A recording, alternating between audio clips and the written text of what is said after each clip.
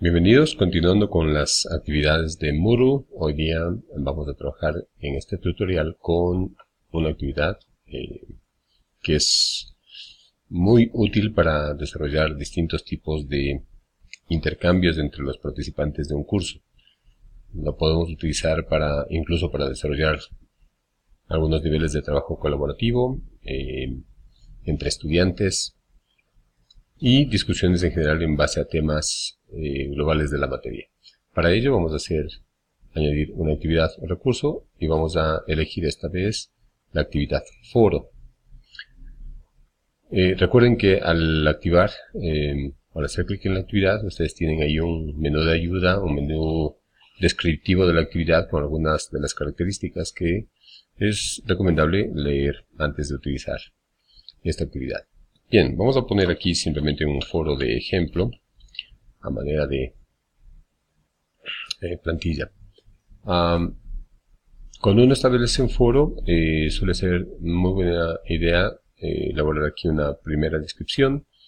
No es todavía aquí, dependiendo del tipo de foro que elijamos, no necesariamente esta es la parte que va a orientar la discusión en el foro.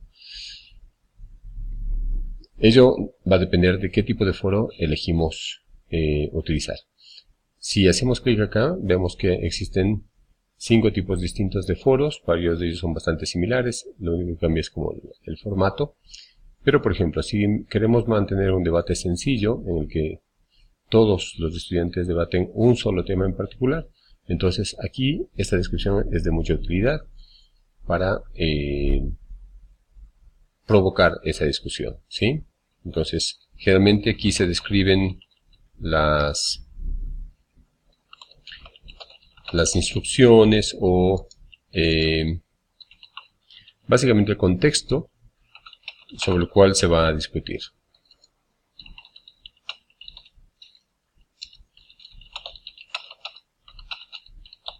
Entonces, si elegimos debate sencillo, esta descripción bastará como para que los estudiantes luego participen en el foro. Pero tenemos algunas opciones bastante interesantes. Por ejemplo, podemos definir el foro de manera que cada persona, cada usuario pueda plantear un tema específico a discutirse. O podemos, por ejemplo, crear un foro de manera que aparezca como en un formato de blog. También en este foro las discusiones van a aparecer o pueden ser creadas por cada uno de los usuarios como discusiones aparte.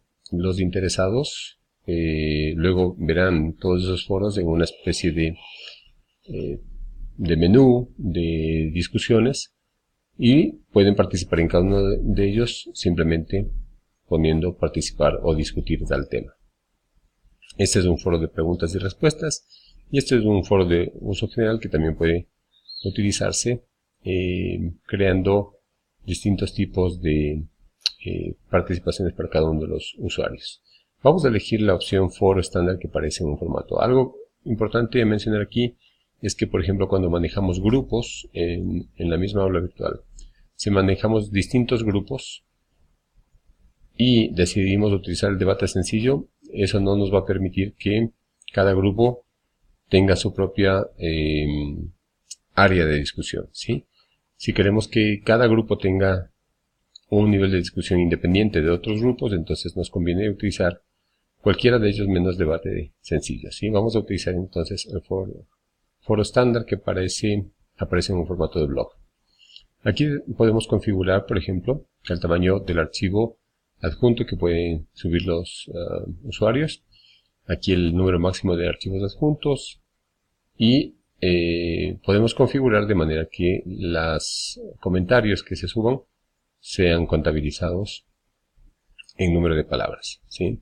Esta información puede ser muy útil en ciertos casos. Acá podemos forzar, por ejemplo, podemos poner si la suscripción a estos foros es opcional o es forzosa o automática, de tal manera que los participantes al crear el foro automáticamente sean dirigidos o tengan acceso al foro, ¿sí? Tenemos aquí rastreo de lectura. Recuerden que si necesitamos un poco más de explicación con respecto a cada una de estas opciones, basta con que hagamos clic en el menú de ayuda y nos va a dar las distintas opciones para utilizar el foro. En este caso, podemos utilizar un canal RSS para esta actividad, ¿sí?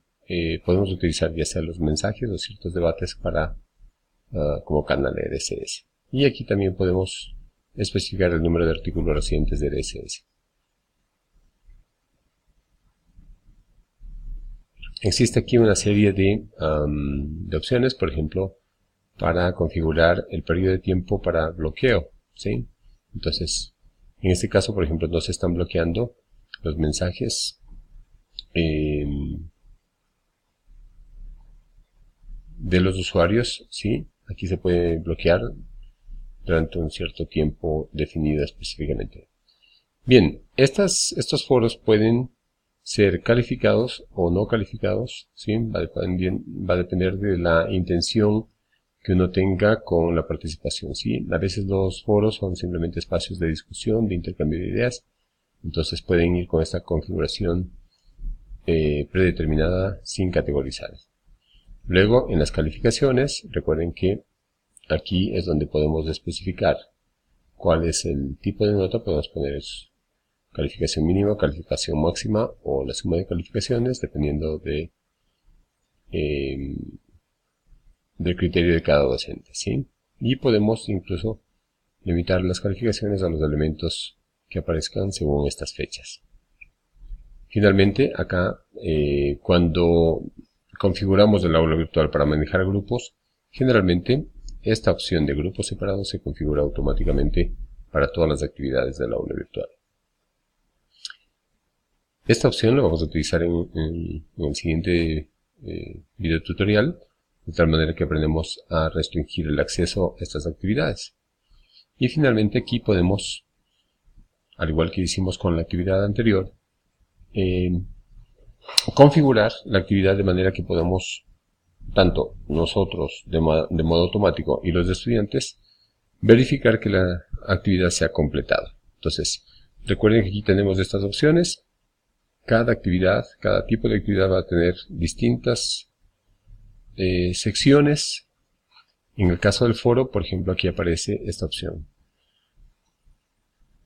El rastreo de finalización puede ser de distintos modos. Podemos no indicar la finalización de la actividad, o podemos permitir que los estudiantes marquen manualmente esa actividad como completada, o mostrar la actividad como completada cuando se cumplan estas condiciones.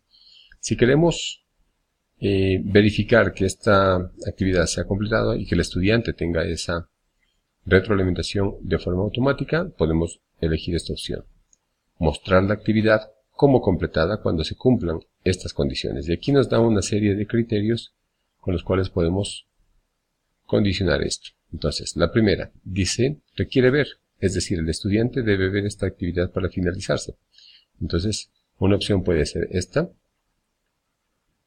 Otra opción puede ser que el estudiante debe obtener una calificación para finalizar esta actividad. Previamente debemos haber configurado una calificación específica acá.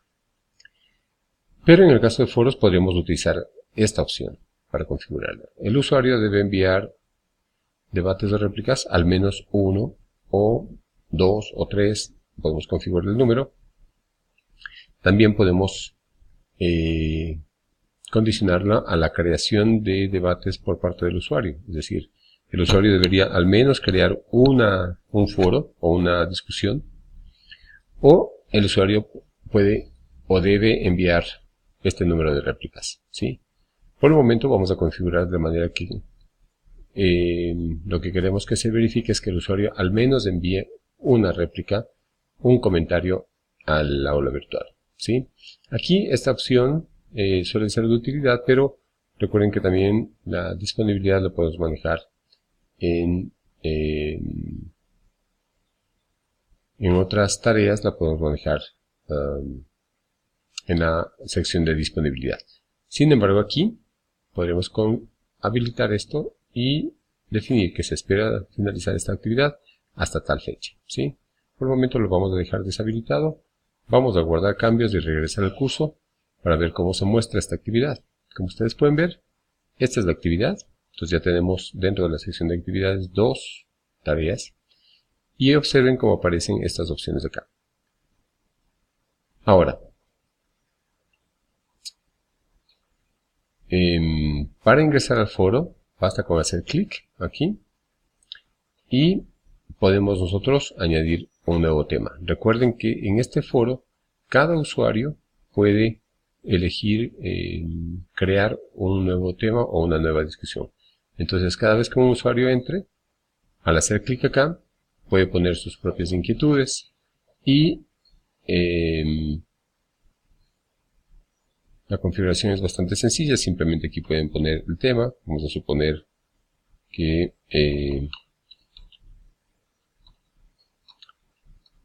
el tema se llama trabajo colaborativo en foros, ¿sí? Aquí podemos poner un mensaje que puede sonar como una discusión o simplemente un comentario, una opinión con respecto a eso, ¿sí? Los foros, y por efectos del tutorial simplemente vamos a poner aquí un texto cualquiera, ¿sí? Que, como ustedes pueden ver, al tener acceso al editor, puede incluir distintos tipos de elementos como imágenes, sonido, videos, etcétera, etcétera, ¿sí? Entonces, también podemos adjuntar un archivo. Recuerden que el tamaño máximo está fijado directamente en la actividad, hasta 2 megabytes. Y podemos enviar máximo hasta 5 archivos, ¿ok? Aquí podemos configurar de tal manera que este mensaje se envíe este momento, o al hacer clic en enviar al foro, generalmente nos da un rango de 30 minutos para editarlo en caso de que uno quiera hacer cualquier cambio. Y como ustedes pueden ver, aparece ya aquí la primera discusión. El resto de usuarios del curso pueden luego hacer un comentario en este tema y así se va generando entonces una discusión. Si queremos añadir otro tema, simplemente ponemos aquí y esa otra discusión va a aparecer a renglón seguido, ¿sí? A continuación de este foro. Y así se pueden generar tantos foros por parte de cada uno de los usuarios del curso como sean necesarios. Este es un modo de crear una especie de comunidad de intercambio de ideas, una comunidad de aprendizaje. Los estudiantes podrían poner aquí temas específicos en relación al curso y discutirlos entre ellos. De ese modo, cada uno de los estudiantes también puede contribuir con respuestas, experiencias personales, etc. Y luego la búsqueda en los foros se da a través de esta opción que aparece en la parte superior, de tal manera que a mayor número de foros, al poner aquí ciertas palabras clave, los estudiantes van a poder ser referidos a el foro que contiene esos términos. Y ese es el modo de configurar y de utilizar los foros. Bien, entonces como ustedes pueden ver, las actividades se van ordenando acá. Por el momento las dejaremos como están. Hasta más adelante aprenderemos a configurar de tal manera que restringimos el acceso a una actividad dependiendo si se ha completado o no la otra. Hasta pronto.